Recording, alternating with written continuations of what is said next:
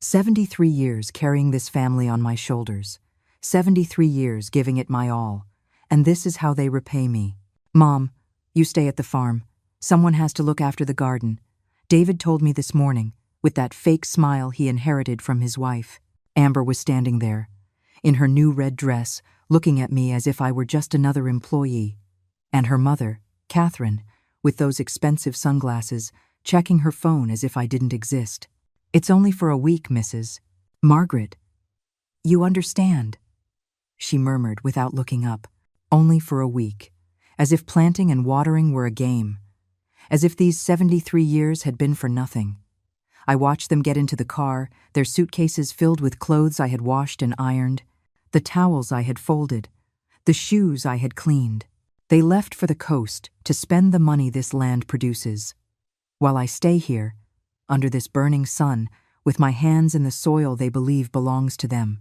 But then, as the dust from the car settled on the road, as silence filled this empty house, the kitchen phone rang, a sound that cut the air like a knife. It was the bank. Mrs. Margaret, we need to confirm some urgent transactions, said the voice on the other end. My heart stopped, not from fear, from something deeper, from a suspicion that had been growing like a weed in my chest. What kind of transactions? I asked, though I already knew I wasn't going to like the answer. Your son David attempted to make a transfer of $50,000 this morning, and there are also attempts to change the ownership on several accounts. Since you are the primary account holder, we need your authorization. $50,000, the money we had saved from selling the cattle last month, the money that was for fixing the roof of the house, for buying the medicine I need, for ensuring this farm continued to produce. I don't authorize anything, I said in a voice I didn't even recognize myself. Block everything, right now. I hung up the phone and stood there, in this kitchen where I have prepared thousands of meals for a family that sees me as a nuisance. The yellow walls that I painted 10 years ago now seemed like silent witnesses to all I had endured in silence. That night, as I watered the tomatoes and lettuce they would eat upon their return, my phone vibrated. It was David. Mom, what happened with the cards? We can't withdraw a single cent, can't pay for anything. His voice sounded desperate, almost hysterical. I could hear Amber screaming in the background and Catherine cursing in that elegant tone she uses when she thinks no one is listening. Mom, are you there? Answer me. I took a deep breath. The air smelled of damp earth and the jasmine flowers I had planted 20 years ago when I still believed this family valued me. I'm here, David. And, be calm. We're stranded in this hotel. We can't even pay the bill. What did you do? What I did. As if protecting my own money was a crime. As if I didn't have the right to decide about what is rightfully mine. I did what I had to do, son. But Mom, it's an emergency. We need the money. An emergency. Their beach vacation was an emergency, but my blood pressure medicine was not. The roof leaking over my bed was not. The expenses of the farm that supports this entire family were not. The only emergency here, David, is that I finally opened my eyes. I ended the conversation at this critical moment. I have worked my whole life for this family. I have sacrificed my dreams, my youth, my health. And now I discover they were planning to take even the last thing I had left. But there's something they don't know. Something I discovered 3 days ago, when Helen, my neighbor, came over for coffee and told me what she had heard in town. Something that changes everything. This story is just beginning. 3 days ago, Helen came to visit me as she does every afternoon. She always brings her favorite mug, the white ceramic one with flowers that I gave her last year. She sat in the rocking chair on the porch, the same one where my late husband used to read the newspaper. Margaret, she said in that soft voice she uses when she has something important to say, I need to tell you something I heard in town. I was peeling oranges to make juice, but something in her tone made my hands stop. The peels fell to the floor like small, withered suns. What is it, Helen? She looked towards the road, as if afraid someone might hear us. Yesterday, I was at old Mr. Henderson's law office. I had gone to renew the papers for my land, you remember, and while I was waiting, I overheard Amber talking on the phone. My heart started to beat faster. Amber at the lawyer's office. That couldn't be a coincidence. She was talking to someone about selling the farm, Margaret. She said they already had a buyer, that they just needed to convince you to sign some papers, that they were going to tell you it was for renewing the insurance. The oranges rolled across the floor. My hands trembled like leaves in a storm. Are you sure about what you heard? As sure as my name is Helen Marie, and there's more.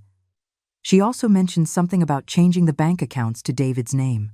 She said it was more convenient for a woman your age. And then, Margaret, I heard something that chilled my blood.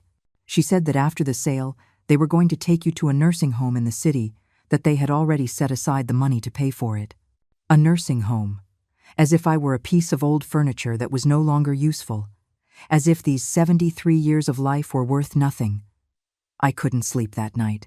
I lay awake in bed, staring at the ceiling that leaks when it rains, thinking about every strange conversation from the past few months. The times Amber and Catherine would fall silent when I entered the living room. The whispered phone calls. The papers they would quickly put away when I came near. I remembered when Amber came over 6 months ago with that green folder, insisting I sign some insurance documents. I had signed without reading, trusting them like a fool. What was really in those papers? Everything made sense now. David's insistence that I go to the bank to update my information. The constant pressure for me to give them power over my accounts, in case something happened to me. Catherine's frequent visits, who before barely spoke to me, but now came with store-bought cakes and fake smiles. I got up before dawn and walked all over the farm. I touched every tree I had planted. The avocado trees I planted when David was 10. The mango trees that grew up with him.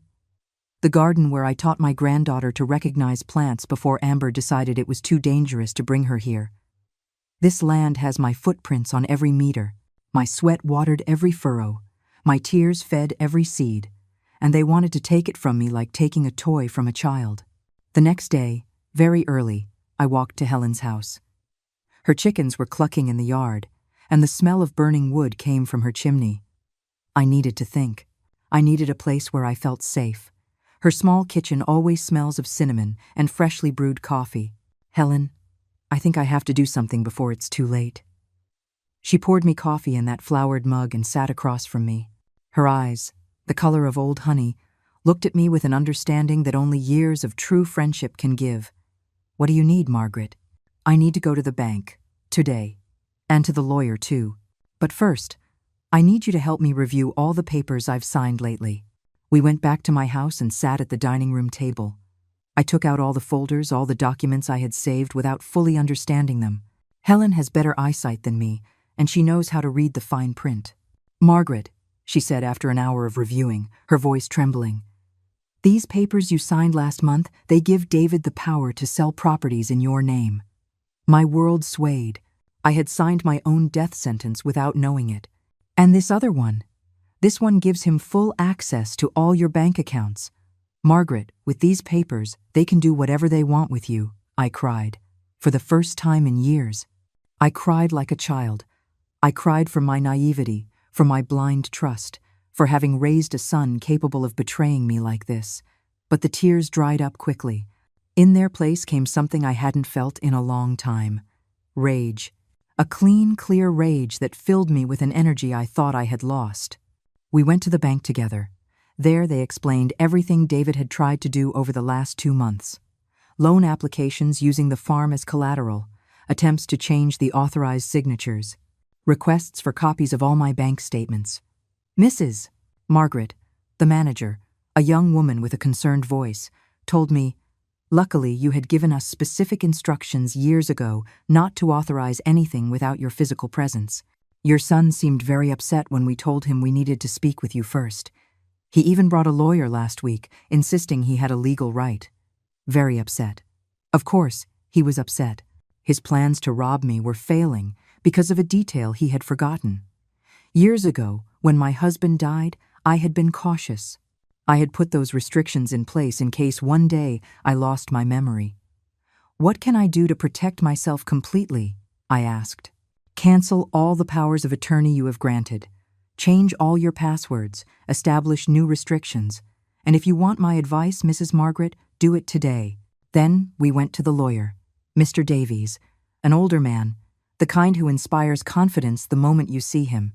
His office is full of books and smells of old wood and wisdom. Mrs. Margaret, what you're telling me is very serious, but it has a solution. These documents you signed can be revoked. You were under emotional distress. You didn't have independent legal representation. He explained my rights. He showed me how to protect my assets, how to make sure no one could take what was rightfully mine. I signed new documents. I changed all the authorizations. I put legal locks in place that neither David nor his wife nor his mother-in-law could break. And if they try to force me to sign something? I asked. These documents protect you, Mrs. Margaret. No one can force you to do anything with your property. And if anyone tries, that's called coercion, and it's a crime.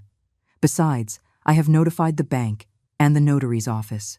Any document they try to submit with your signature will be verified directly with you. I returned home that afternoon feeling different, as if I had woken up from a long, confusing dream. The farm looked the same green mountains in the background, the same infinite sky, the same trees I had planted with my own hands decades ago.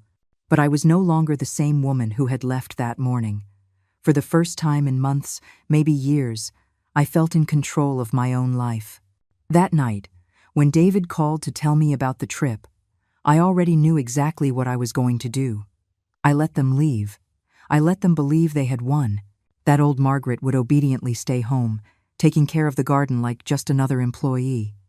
But while they were packing their bags, I was packing mine too.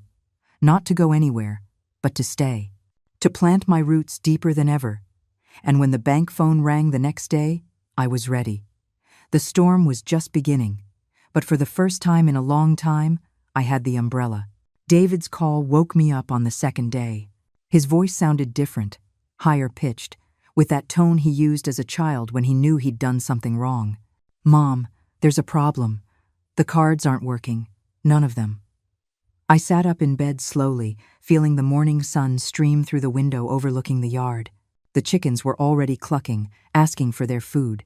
Life was going on as normal while theirs was falling apart 200 miles away. What kind of problem, David? We can't pay for anything.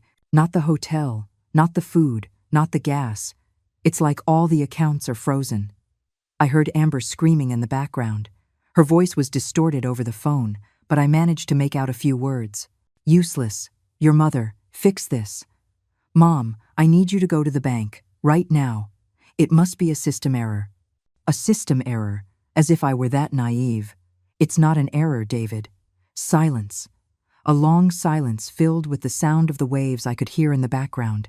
They were at the beach, under expensive umbrellas, while I was supposed to be sweating in the garden. What do you mean it's not an error?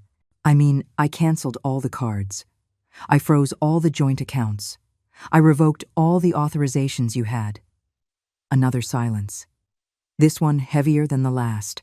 Mom, you can't do that. We depend on that money. We, as if we were partners. As if they had worked a single day on this farm to earn that money. And whose money do you think that is, David? It's family money. You can't just leave us stranded here. Family. That word they had been using to manipulate me for months. Family when they needed money. Family when they wanted me to sign papers. But not family when they were planning to sell my house and lock me in a nursing home. David, come home. All of you. Right now. We can't come. We don't have money for gas. Then walk or borrow or do whatever you have to do. But come home. I hung up before he could answer. My hands didn't tremble this time. I felt strangely calm, like when the shock wears off after an accident and you realize you're still alive. That morning, I worked in the garden like never before. I planted new seeds of cilantro and parsley. I watered the tomatoes that were beginning to ripen. I pulled the weeds that were growing between the lettuce. Every movement was an affirmation. This land is mine. These plants are mine. This life is mine. Helen arrived around noon, as always. But this time she didn't bring her flowered mug. She brought a bag full of freshly made pastries and a bottle of bourbon. To celebrate, she said with a smile that crinkled her whole face. Celebrate what? That you finally got your nerve back, Margaret. We sat on the porch, eating pastries and taking small sips of the bourbon that burned my throat in the best way. The midday sun fell on us like a blessing. Do Do you think I did the right thing, Helen? Honey, the only thing you did wrong was taking so long to do it. She then told me that for months she had seen how I was fading away, how I stopped smiling when I talked about David, how my shoulders had started to stoop under the weight of always being available for everyone. Your late husband, God rest his soul, once told me, Helen, if anything happens to me, make sure no one takes advantage of Margaret. She's too good for her own good. Those words touched my soul. My husband had seen something I had refused to see for years.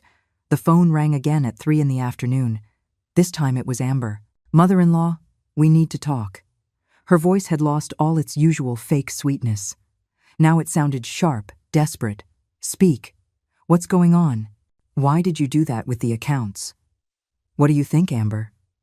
I don't know. That's why I'm asking. We're stranded here. I got up from the porch and walked into the kitchen. I needed to be moving for this conversation. You know what, Amber? I think you do know. I think you know exactly why I did what I did. I don't know what you're talking about. Don't you? You don't know anything about a conversation at Mr. Henderson's law office? You don't know anything about papers to sell the farm? You don't know anything about plans to take me to a nursing home? Total silence. I couldn't even hear the waves in the background anymore. Mother-in-law? Don't call me mother-in-law. Mothers-in-law are family, and you stopped being my family the day you decided to rob me. It wasn't robbery. It was for your own good. A woman your age can't manage such a large property on her own. There it was, the truth, finally. A woman my age. As if 73 were a disease. As if experience were a disability. And who decided that? You? Your mother? My own son? We were all worried about you. Lies. You were worried about the money. About the property. About what you could get if I disappeared from the picture. I heard her pass the phone to someone else. It was Catherine. Margaret, let's be reasonable. You can't stay alone on that farm forever. You need help. You need care. Catherine's voice was condescending, as if she were explaining something to a foolish child. You know what I need, Catherine? I need you and your daughter to stay away from my family. I need you to stop manipulating my son. And I need you to understand that this farm will be mine until the day I die. You're making a terrible mistake. Without us, you can't handle the business. You don't understand banks, or taxes, or anything. There it was again. The same old song. The poor old woman who doesn't understand anything. The same woman who had managed this farm for 40 years. Who had raised cattle. Who had negotiated with buyers. Who had paid taxes and managed employees long before Amber even knew how to write her name. You know what, Catherine? You're right about one thing. I did make a terrible mistake, but it wasn't today. It was 6 months ago when I trusted you. I hung up for the second time that day. This time I trembled a little, not from fear, but from a strange energy that was coursing through my body, as if I had been asleep for years and was finally waking up completely. Helen was still on the porch, rocking gently and looking at the mountains. Everything okay? She asked, without turning to look at me. Everything's perfect. That night, I had dinner alone for the first time in months without feeling lonely. I made myself some scrambled eggs with tomatoes and onions from my own garden. The silence of the house didn't weigh on me. It embraced me. After dinner, I went out to the yard and looked at the stars. It had been years since I had seen them so clearly. Maybe because it had been years since I had taken the time to look up. They would be back tomorrow. Furious, desperate, probably with a new plan to convince me I had lost my mind. But for the first time in a long time, I knew exactly who I was and what I wanted. They arrived at dusk on the third day, like a storm you see coming from afar. David's car kicked up a cloud of dust on the road that took several minutes to settle. I was watering the plants in the garden, but I left the hose running and sat in the rocking chair on the porch to wait for them. They got out of the car like actors in a poorly rehearsed play. David first, with that scolded child face he used to make when his father caught him in some mischief. Amber next, in her wrinkled green dress and her hair disheveled from the trip. And finally, Catherine, adjusting her sunglasses even though the sun was already setting. None of them looked at me directly at first. They just stood there, as if waiting for me to speak first. as if I owed them an explanation. The silence stretched so long that even the crickets fell quiet. "Well," I finally said, without getting up from the rocking chair. David was the first to walk towards the porch. His steps sounded heavy on the wooden planks his father had laid 15 years ago. "Mom, we need to talk." Talk. He sat on the step, the position he used as a child when he wanted me to forgive him for something. But he was 40, 2 years old now, and childhood tricks no longer worked on me. "I don't understand what happened. Why did you do what you did? You really don't understand, David?" Amber approached then, with those high heels that had no place on a farm and made her walk like a duck. "Mother-in-law, I think there was a misunderstanding. We never meant to hurt you." I looked at her directly for the first time. Her eyes were swollen. She had probably cried during the trip, but they weren't tears of remorse. They were tears of frustration for having lost. "A misunderstanding? Is that what you call planning to sell my house behind my back? We just wanted what was best for you." Catherine had stayed by the car, as if ready to flee at any moment, but her voice carried clearly to the porch. "Margaret, a woman your age shouldn't be alone in such an isolated place. It's dangerous." I got up from the rocking chair for the first time since they arrived. My legs felt solid, firm, as if they had regained a strength I had forgotten I had. "Dangerous? You know what's dangerous, Catherine? Trusting family who plan to rob you? Signing papers without reading because you think your own son would never harm you?" David stood up too. In his eyes, I saw something I had never seen before. Fear. Fear that his plan had completely failed. "Mom, the papers you signed were just to protect you, so that if something happened to you, we could help you." "Protect me? By calling me crazy? By telling people in town I'm losing my memory?" The color drained from his face. He didn't know that I had heard that conversation last week when they thought I was napping. "I never." "Yes, you did. You told Mr. Henderson that I was starting to show signs of dementia, that sometimes I didn't remember things, that it was necessary for you to have legal control over my decisions." Amber took a step back. Her heels sank into the soft garden soil. "David, maybe we should go. She's upset. I'm not leaving. She's my mom, and I'm going to fix this." "Fix what exactly?" I asked. My voice came out louder than I expected, filling the space between us. "Fix this misunderstanding. Make you understand that everything we did was with you in mind." End quote. I stepped off the porch and walked until I was standing in front of him. David is tall. He always was. But at that moment, I felt taller than him. "You want me to understand? Fine. Then explain to me why you had a buyer for the farm. Explain why you had already set aside money for a nursing home. Explain why Amber was looking up prices for apartments in the city." Every word I said was like a blow. I saw them shrink, search for excuses they no longer had. "Mom, no more lies. I've heard enough lies." Catherine finally approached, walking with that fake elegance she uses when she wants to impress. "Margaret, be reasonable. You can't live alone forever. You need someone to take care of your affairs." "Someone like you? People who plan to rob me and then throw me out like an old dog?" "No one was going to throw you out. The home we chose is very good. It has gardens and activities." There was the full confession. She wasn't even trying to deny it anymore. A home, with gardens and activities. "And when did you ask me if I wanted gardens and activities?" David ran his hands through his hair, frustrated. "Because we knew you would say no. You're too stubborn to accept help." "Help? Is selling my house help? Is stealing my savings help? We weren't going to steal anything. The money was going to be used to take care of you." "Lies.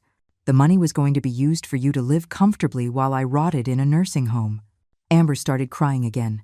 Those manipulative tears she used whenever things didn't go her way. "Mother-in-law, please. We're family. We can fix this." "Family? You call this family?" I walked to the garden and cut a white rose from the bush I planted when my granddaughter was born. I held it in my hands, feeling the soft thorns against my fingers.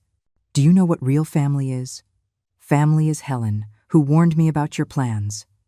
Family is Mr. Davies, who helped me protect my rights without asking for anything in return. Family is this land that has sustained me for 40 years. "But we're your blood," David shouted, desperate. "Blood means nothing if the heart is rotten." Catherine stepped forward then, with that fake smile she reserved for special occasions. Margaret, let's be practical. You need us more than you think.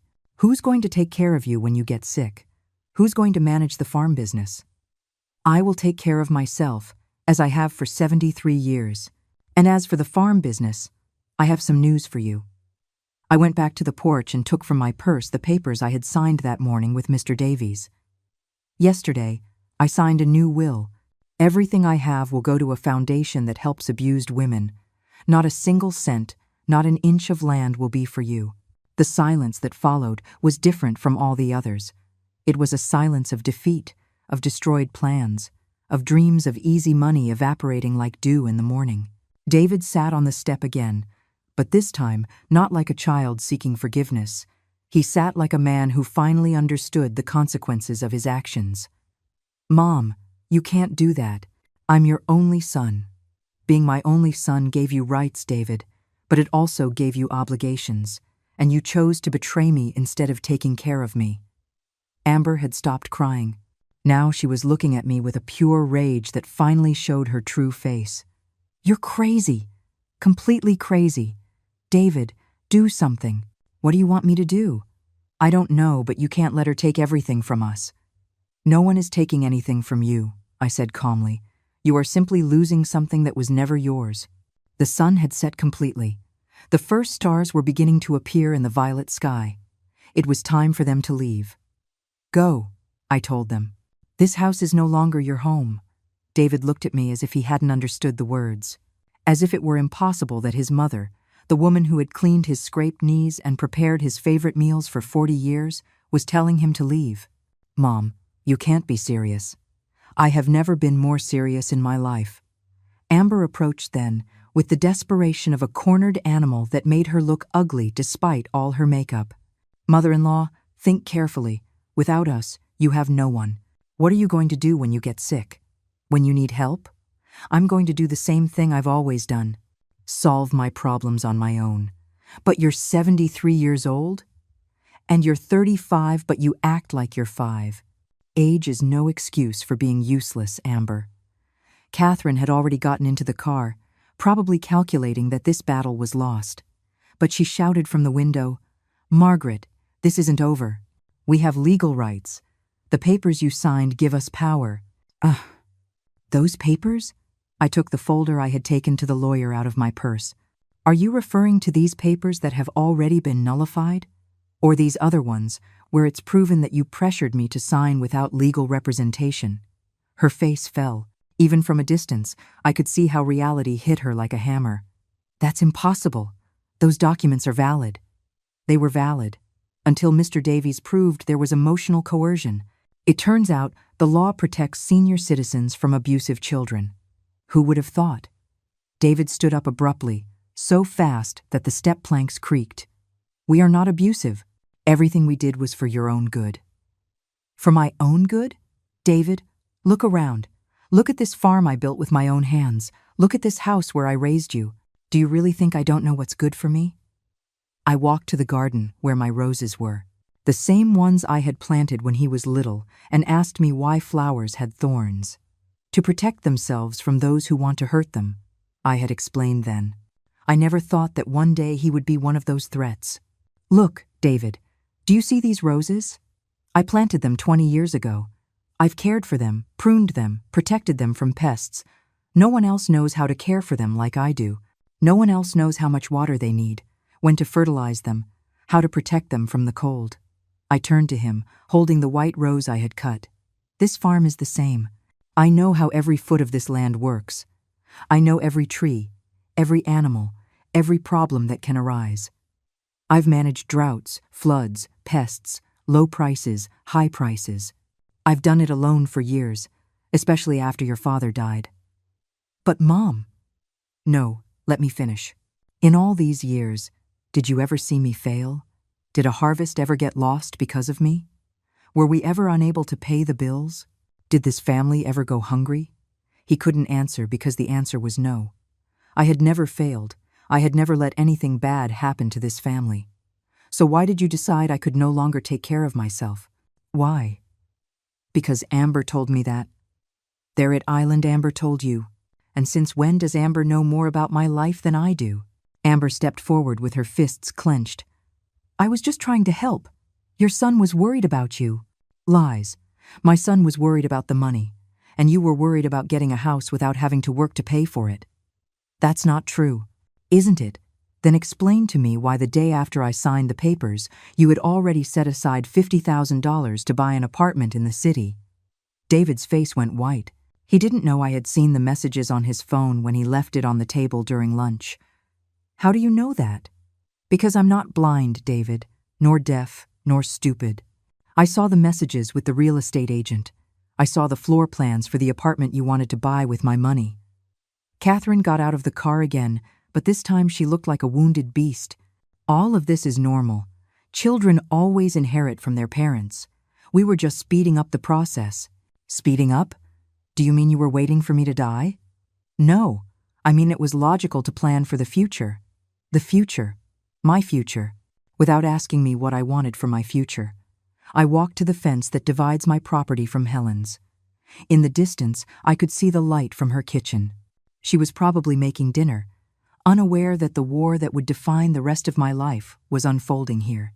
Do you know what my future was in your plans? 3 meals a day in a communal dining room, a single bed in a room I would share with a stranger, scheduled activities as if I were a 5-year-old child, visits once a month if you had time. The home we chose was very good, Amber protested. Did you visit it? Well, we saw the pictures online. The pictures online? You were going to lock up your husband's mother in a place you didn't even know in person. David approached then, with that lost child face that broke my heart despite everything. Mom, forgive me. I know we messed up, but we can fix this. We can start over. For a moment, just a moment, I was tempted to forgive, to hug him like when he was little and had nightmares, to tell him everything was going to be okay. But then I remembered the conversation I had overheard 3 nights ago when they thought I was asleep. David telling Amber, "It won't be long now. When she's in the home, we can do whatever we want with the farm." Start over? As if nothing happened? Yes, exactly. We can forget all this. David, look me in the eyes. He did. In those eyes, I saw the boy he had been, but also the man he had become, a man capable of betraying his own mother for money. I can't forget, and even if I could, I don't want to. Why? Because what you did taught me something important, that family is not just blood. Family is respect, it is affection, it is protection. You took all 3 things from me. Amber started walking towards the car, dragging her feet on the ground. David, let's go. She's not going to change her mind. I'm not leaving, she's my mom. Your mom has already made her decision. And we can't stay here like beggars. David looked at me one last time. In his eyes was something I had never seen before, the understanding that he had lost something forever, not just the inheritance, not just the money. He had lost his mother. Is there really no way to fix this? There was a way, David. It was called not betraying me. Mom, go, please, before I say something I might regret. He stood there for what felt like hours but was probably only minutes. Finally, he walked to the car with slow steps, as if each step pained him. Before getting in, he turned one last time. I love you, Mom. I loved you too, David. Past tense. The car started, kicking up dust again. I watched the taillights recede down the road until they became red dots in the darkness. When they disappeared completely, I sat on the porch step. For the first time in days, everything was silent. And for the first time in years, that silence felt like peace. I sat on the porch step until the stars completely filled the sky. The night air smelled of jasmine and damp earth, a scent that had always calmed me, but that night had a different flavor. It tasted of freedom. Helen appeared on the path connecting our properties, walking slowly with a steaming mug in her hands. Mind if I sit with you? She asked, though she already knew the answer. Not at all. In fact, I need the company. She settled on the step next to me and handed me the mug. Hot chocolate with cinnamon. Exactly what my soul needed at that moment. I saw them leave, she said after a while. Everything okay? Everything's perfect. We sat in silence, sharing the chocolate. Helen has that wisdom of knowing when to talk and when to simply be present. You know what's the strangest thing? I finally said. I thought I would feel sad. I thought I would cry, that I would regret it. And you don't feel that way? Number, I feel free, as if a weight I didn't know I was carrying has been lifted from my shoulders. Helen nodded slowly. My grandmother used to say that sometimes you have to prune the sick branches so the tree can grow healthy. Ah, bling. That night, I slept better than I had in months. I didn't wake up at 3 in the morning worrying if I had properly secured the bank accounts. I didn't get up thinking about what excuse Amber would invent to ask for money. For the first time in a while, my mind was at peace. The next morning, as I was making coffee, the phone rang. For a moment, I thought it would be David, apologizing or trying to manipulate me again, but it was Mr. Davies. Mrs. Margaret, good morning. How are you feeling? Like new, Mr. Davies. And you?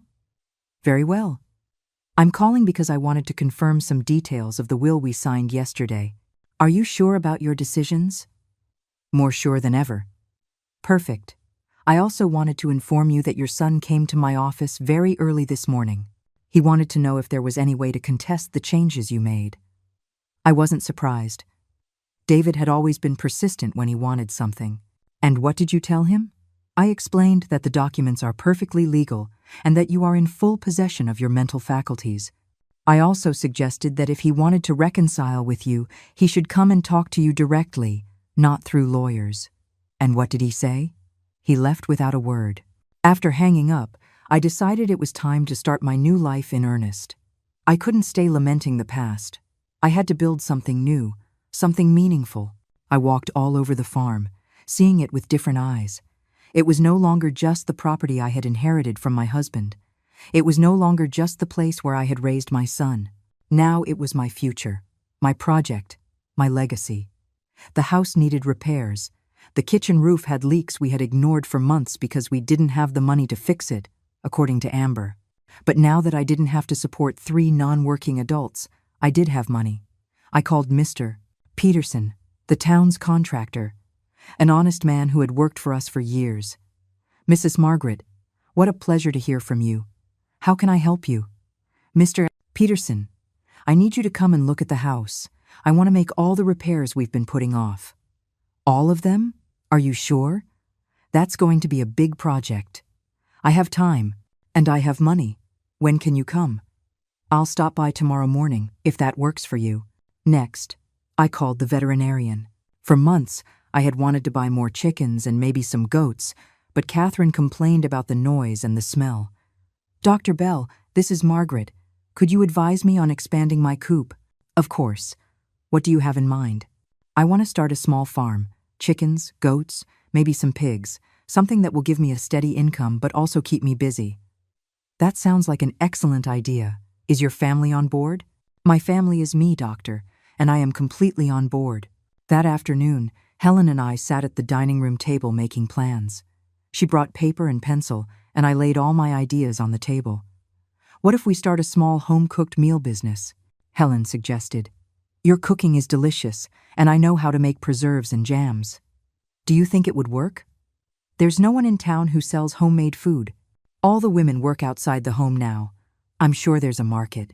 We started crunching the numbers. With the savings I no longer had to share with David and his family, I could invest in basic equipment for a small commercial kitchen. And we could sell at the Saturday market, Helen added, or even do home delivery. For the first time in years, I was excited about something.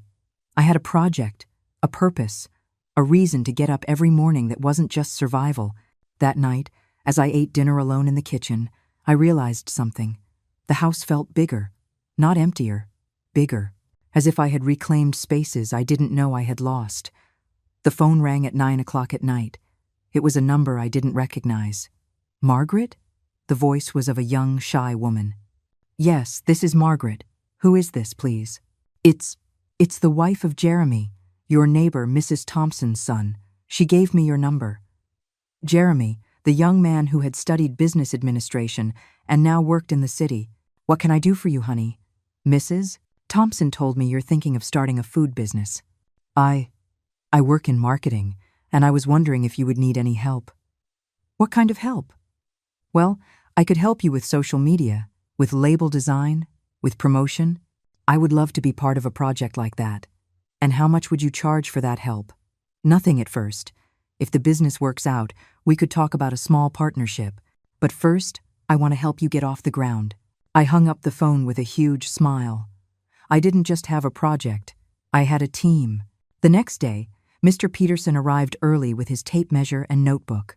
We went over the whole house, from the roof to the foundations. Mrs. Margaret, this house is solid. It just needs some love and maintenance.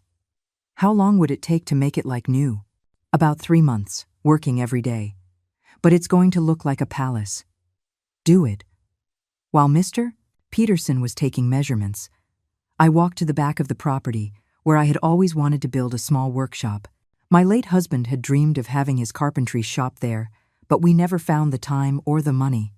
Now I had both. I took out my phone and dialed the number of the construction company. Good morning. I need a quote for a new construction. What type of construction? A carpentry workshop. And next to it, a small commercial kitchen.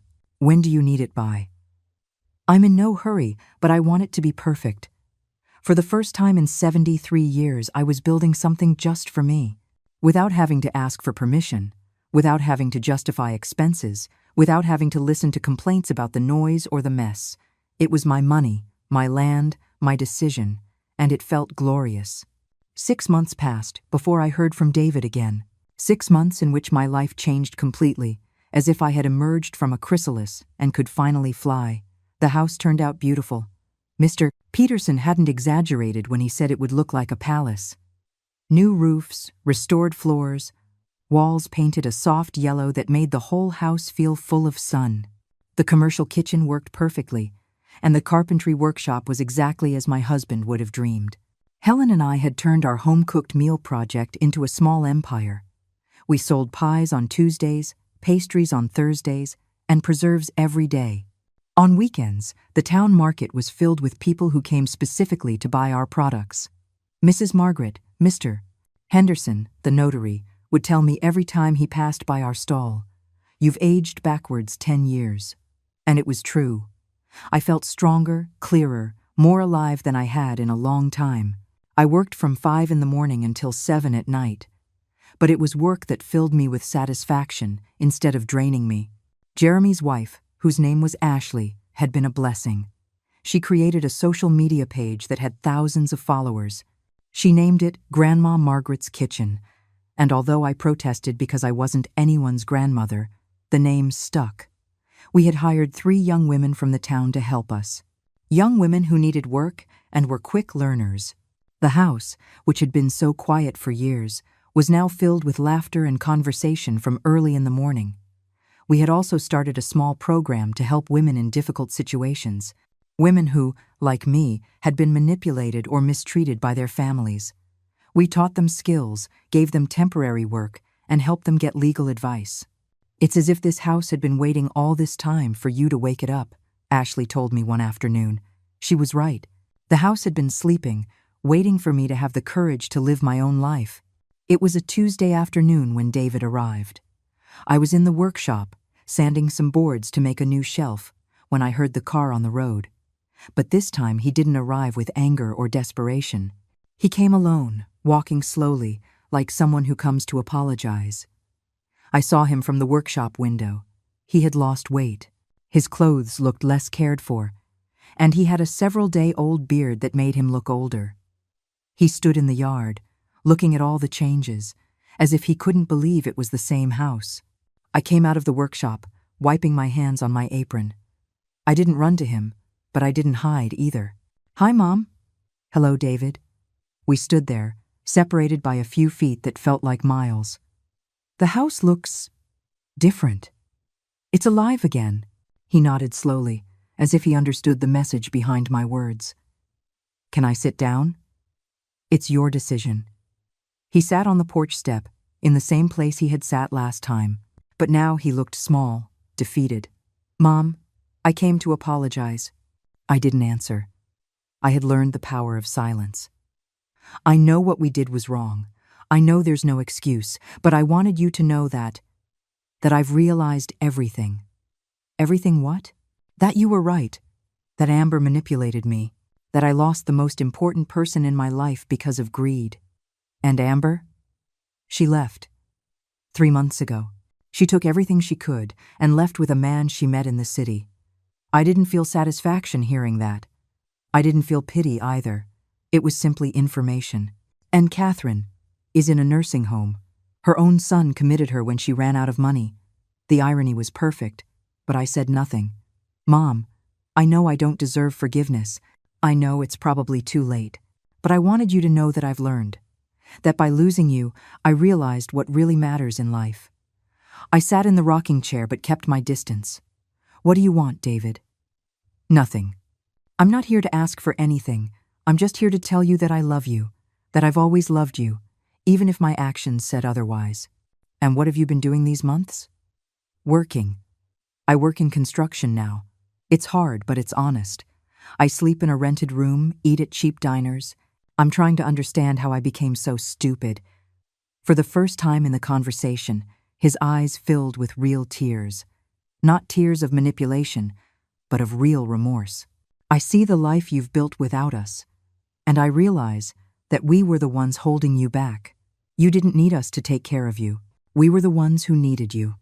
At that moment, Helen came out of the kitchen, wiping her hands on her apron. Margaret, everything okay?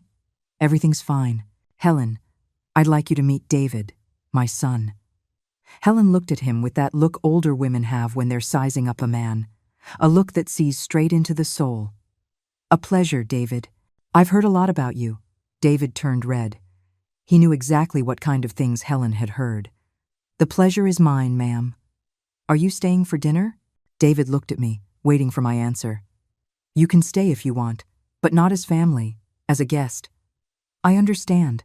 Helen left, but not before winking at me. She knew she was giving me space to decide what to do. Mom, do you think that someday we could try to be a family again? I don't know, David. Family isn't something you can break and glue back together like a vase. Once trust is broken, things are never the same again. I know, but maybe they could be different. Better. Better how? More honest, more respectful, more real. I looked at him for a long time. In his eyes, I no longer saw the manipulative man who had tried to rob me. I saw the boy he had been, but I also saw something new. Real humility. Do you know what you have to do if you want to try to rebuild something with me? What? You have to earn it, not with words, but with actions. You have to prove to me over months, maybe years, that you have truly changed. How?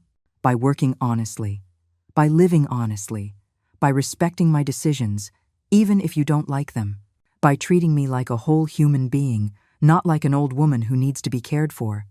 And if I do all that? If you do all that, maybe, someday, we can be friends. But we will never go back to being the mother and son we were before.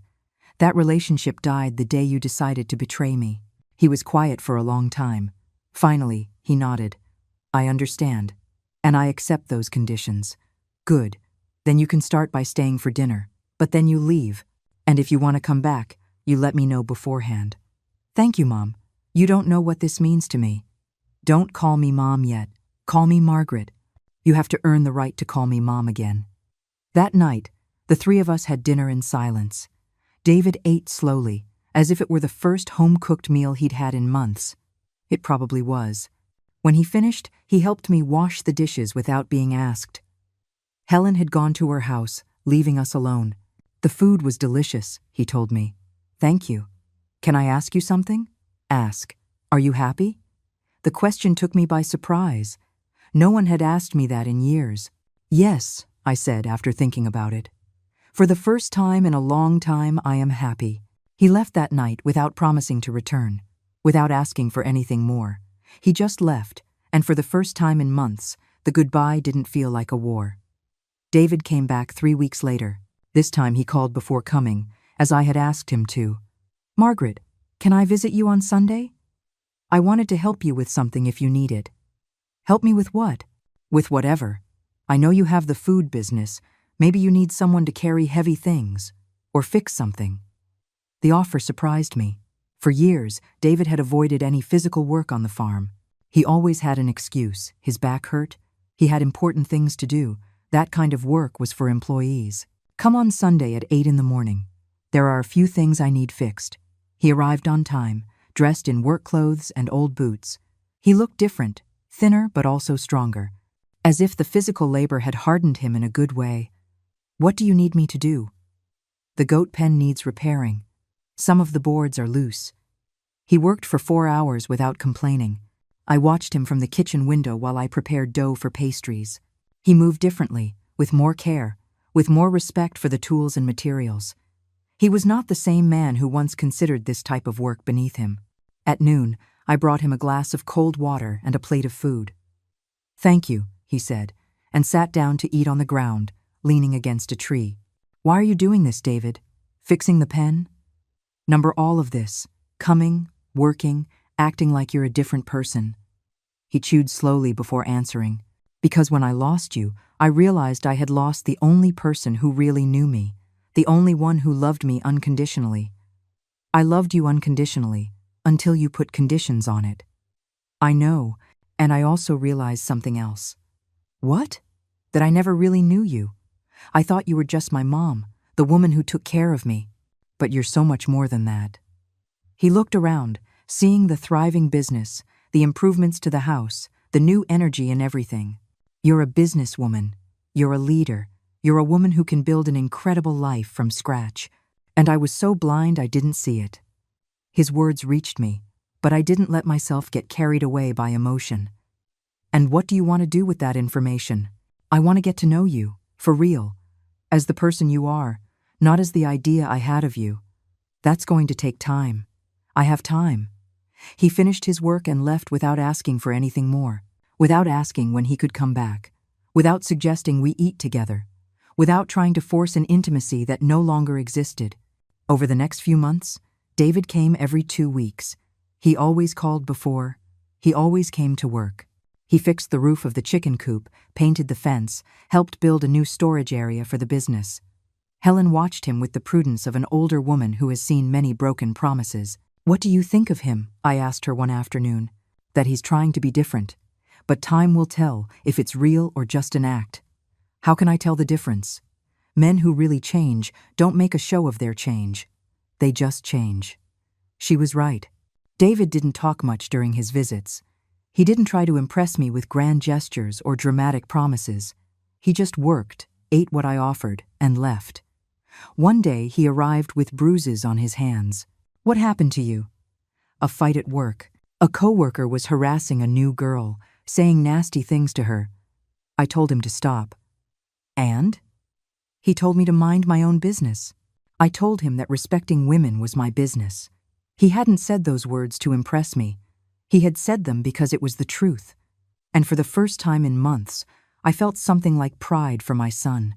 But the real change I saw 6 months later, when he arrived accompanied by an older woman.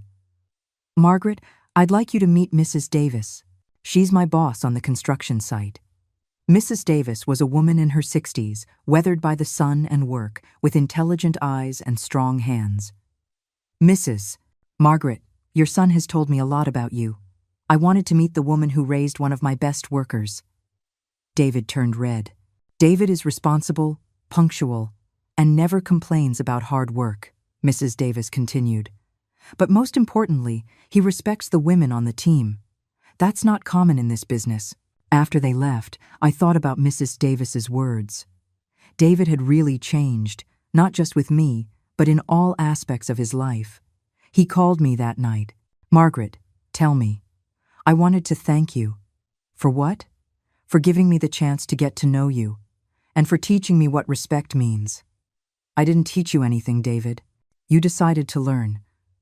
"Maybe, but you had to be very strong to cut me off when it was necessary. Another mother would have forgiven me without another thought, and I would have remained the same terrible man. And now? Now I'm different. Not perfect, but different. And it's thanks to you having the courage to tell me the truth." A year after that first reconciliation visit, David arrived with a proposal. "Margaret, I've been thinking about something." "About what?" Would you like for us to be partners? Partners in what? In the business. Not as a son who inherits, but as a partner who contributes work and earns his share. The idea intrigued me. What would you contribute? Physical labor, deliveries, building a larger kitchen if you decide to expand, and something more important, respect for your leadership. And what would you want in return? A fair salary, a share of the profits if the business grows, and maybe, someday, if I earn it, for you to call me your son again. I looked at him for a long time. In his face, I no longer saw the manipulative man who had tried to rob me. I saw someone who had paid the price for his mistakes and had decided to build something better. And what if things go wrong? If we fight again? Then we part ways as partners who didn't work out, but not as enemies. And if it works? If it works, we build something together, something we can both be proud of. It was a risky proposal, but it was also an honest one. Give me time to think about it. All the time you need. That night, I spoke with Helen. What do you think? I think he's not the same man who betrayed you, but I also think you're not the same woman who let herself be betrayed. Do you think I should try? I think you should do what makes you happy, but with your eyes wide open. 2 weeks later, I gave him my answer. I accept the partnership, but with very clear conditions. Whatever you say, a written contract, a review every 6 months, and at the first sign of disrespect, it's all over. I accept. Good. Then we start on Monday. And, David? Yes? You can call me Mom again. You've earned it. For the first time in almost 2 years, I saw him cry, but these were tears of gratitude, not of manipulation. Thank you, Mom. I won't fail you again. I know, because if you do, this time there won't be a third chance. I know, and I promise you won't need one. 3 years have passed since David and I became partners. 3 years in which we have built something that neither of us could have imagined when everything fell apart. The business grew beyond our wildest dreams. Grandma Margaret's Kitchen now has 2 locations, one in town and one in the city. We employ 15 people, all women from the area who needed decent work. Ashley, the young woman who helped us with marketing, is now our general manager. But the most important thing is not the numbers in the bank accounts. The most important thing is what we built as a family. David kept every one of his promises. He works from 5 in the morning until night. He handles deliveries. He supervises the construction of new facilities. And never, not once, has he questioned my decisions as the boss. You know what I like most about working with you? He told me recently, as we were loading boxes for a large delivery. What? That I finally see you for who you really are. Not as the mom who took care of me, but as the smart and strong woman you always were. Those words filled my heart in a way I hadn't felt in years. Helen is still my partner and my best friend. She now officially lives in the house with me. We turned the guest room into her personal bedroom. And at night we sit on the porch planning new projects while we drink herbal tea we grow in our garden. Can you imagine if they had told us 5 years ago that we would be successful businesswomen in our 70s? She says, laughing. I would have told you that you were crazy. And you would have been wrong. The program to help abused women became a real foundation. We have a small shelter at the back of the property where women fleeing abusive situations can stay while they rebuild their lives. We teach them skills, help them with legal advice, and support them until they can stand on their own. Yesterday, a 25-year-old woman arrived with 2 small children. Her husband had threatened to take the children away if she left him. The same threat Amber had used on me, but with my own resources. Can I really stay here without paying anything? She asked me with eyes full of fear. Not only can you stay, but you're going to learn to do something you like that will give you financial independence. And when you're ready to leave, we'll help you find your own place. Why are you doing this for me? You don't know me. Because all women deserve the opportunity to live with dignity, and because someone taught me that sometimes you have to be very brave to save your own life. This morning, as I was preparing dough for Tuesday's pies, the phone rang. It was Mr. Davies. Mrs. Margaret, I'm calling to give you some news. Good or bad? Very good. Your foundation just received an anonymous donation of $50,000. I sat in the nearest chair. $50,000. The same amount David had tried to steal years ago. Do you know who made it? I can't tell you, but I have my suspicions. That afternoon, when David arrived from work, I confronted him. It was you who donated the money to the foundation. He turned red, just like when he was a child, and I caught him doing something he shouldn't. How did you know? Because it's exactly $50,000, the same amount you tried to steal. It's not all the money I owe you, but it's a start. David, that money was for you too. You're my partner. No, Mom, that money was my way of closing a circle, of turning something bad into something good. I got up and hugged him. A real, deep hug, full of the love that had been stored away for years of pain. I'm proud of you. And I'm proud to be your son. This afternoon, as the sun sets over the mountains that have seen my whole life, I sit in the rocking chair on the porch reflecting on these last few years.